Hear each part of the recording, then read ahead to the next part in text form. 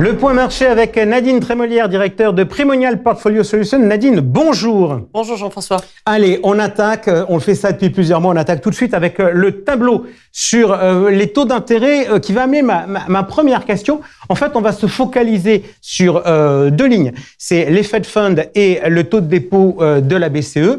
On constate que les mouvements vont de pair, sauf depuis un certain temps où il y a des différences de politique monétaire qui se sont un peu exacerbées lors de la réunion du mois dernier.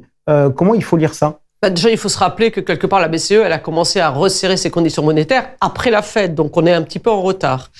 Ensuite, on s'aperçoit de plus en plus qu'on a quand même un problème inflationniste en Europe qui est quand même peut-être plus prégnant qu'aux États-Unis, ou tout au moins le mouvement de désinflation que tout le monde attendait, il est plus fort aux États-Unis qu'en Europe. Donc, on a une BCE qui est quand même toujours forcée de continuer à monter ses taux. Est-ce que ça va durer ? Parce qu'il y a un indicateur, vous savez que j'aime bien celui-là, c'est mon écart de taux entre le 10 ans américain et le Bund allemand. On était à 170 points de base tout au long de l'année passée. On était passé à 130. Là, maintenant, si je regarde le tableau, on est à moins de 120. Ça veut dire que les marchés continuent de se dire qu'il va y avoir une différence entre les banques centrales ? Oui, je pense qu'on sent qu'aux États-Unis, on est quand même en train de toucher pas loin le pivot. Donc, on est peut-être à 5,25, 5,50, mais on n'est plus très loin. La BCE, on ne sait plus trop. Donc, on est un petit peu embêté là-dessus. Alors, autre phénomène marquant, lorsque l'on regarde les taux longs, cette fois-ci, on constate que en janvier, on avait baissé par rapport à décembre, on avait remonté derrière, on rebaisse fortement. Pourquoi ? On a l'effet, vous savez, ces crises bancaires qui se sont développées aux États-Unis avec la faillite des SVB, Signature Bank. Donc, on sent que l'obligataire, en récupérant de la valeur, est en train de redevenir du flight to quality, c'est-à-dire qu'on est en train de racheter des taux longs pour se protéger contre les actions et contre les taux. Ok, alors on a dans notre tableau le 10 ans. On a sorti un graphique sur les taux américains où on a le 2 ans et le 10 ans. Quel commentaire ? Parce qu'on a quand même le sentiment qu'il y a eu une rupture forte au mois de mars. Justement, ce flight to quality, il est parfaitement mis sur la partie des taux, où on voit le 5 ans, la rupture sur le 5 ans. On était en progression régulière sur le 5 ans, puisqu'on a eu, et sur le 2 ans, alors là, on a illustré le 2 ans sur ce graphique-là, mais le 2 ans, on est presque monté au-dessus de 5%. Et puis, quand les faillites bancaires sont arrivées, on a eu ce retour, en fait, vers les dettes étatiques, au détriment des dettes corporate. Et donc, on a eu cette rupture qui s'est faite, et le 2 ans qui a baissé fortement. Est-ce qu'il faut s'inquiéter de cette crise bancaire ?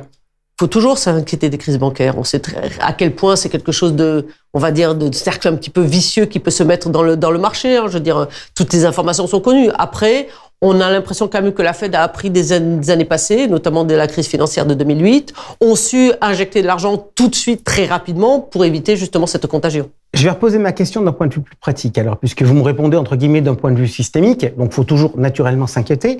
Juste, dans ce que l'on a fait dans les derniers mois, on a notamment intégré dans l'allocation d'actifs des fonds datés.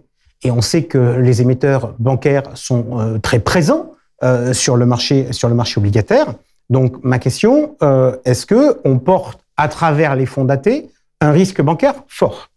Non, pas forcément. En tout cas, les titres sur lesquels ou les fonds sur lesquels on s'est investi étaient plutôt des fonds qui avaient, on va dire, des positions relativement limitées, autour de 20%, ce qui nous paraît acceptable. Effectivement, ils ont perdu 0,5, 0,6 par contagion, entre guillemets, par le fait de l'écartement des spreads sur les titres plutôt bancaires.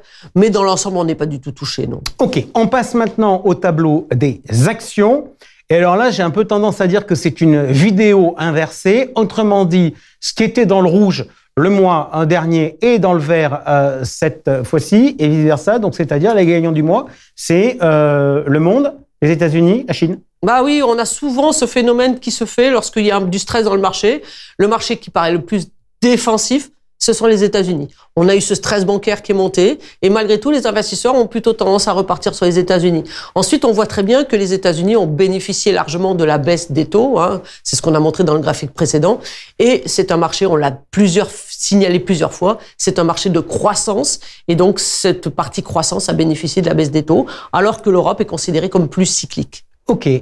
Comment se fait-il parce que je donnais une règle, maintenant je vais regarder l'exception. L'exception, lorsque je regarde le tableau, c'est les small caps européennes. Comment se fait-il qu'elles baissent autant? Les small caps sont peut-être un petit peu touchés justement par des expositions bancaires pas forcément très importantes, mais sur des petites banques. Et c'est les petites banques qui ont été le plus affectées aux États-Unis. Et donc, un peu le phénomène similaire s'est fait sur l'Europe. Donc déjà, les small caps peut-être bénéficient moins aussi de la croissance mondiale, de l'ouverture de la Chine, du fait que les large caps sont plus internationales. On sent quand même qu'il y a un peu plus de difficultés sur les small caps. On sent une rotation assez rapide. On a vu une rotation rapide sur la partie taux d'intérêt avec la crise bancaire. On voit, vous venez de nous expliquer les rotations sectorielles sur les marchés actions. On regarde maintenant tout de suite notre allocation d'actifs équilibrés qui est en très légère progression sur le mois, 0,1%. Est-ce qu'on a envie de bouger ou pas notre allocation d'actifs? Non. Franchement, je pense qu'on est plutôt bien en ce moment. OK. Je vous entends, mais malgré tout, je me mets à la place des CGP qui vous écoutent. Alors on se dit, mais ça bouge à la vitesse de la lumière, les taux rebaissent, remontent, il y a de la rotation sectorielle, la value, la croissance. On se dit, mais si on bouge pas, on rate plein d'opportunités. Non, parce que justement, c'est ce qu'on a essayé de faire dans notre profil depuis quelques mois, quelques années, c'est d'avoir un portefeuille très diversifié, justement pour contrer cette rotation cyclique qui devient de plus en plus courte. Avant, on avait des cycles de 3-4 ans dans lesquels on sentait qu'on avait favorisé un cycle. Et puis maintenant, les choses, on l'a vu en mars, hein, on a une espèce de rupture, une information qui arrive du fin fond des États-Unis. C'est pour le cas, c'était vraiment au fin fond. Et on a une rupture qui se fait dans le cycle et dans le secteur qui sont recherchés par les investisseurs. Donc, quelque part, vraiment, ce qu'on cherche dans notre portefeuille, c'est cette extrême diversification. Par moment, tout le monde dit, c'est pas forcément ce qu'on a envie de faire. Mais si, sur le long terme, c'est ce qui marche. Et on est persuadé que c'est la bonne stratégie à moyen terme. Nadine, merci beaucoup d'avoir été avec nous pour ce point marché. Et tout de suite, le journal décalé de Georges Delataille.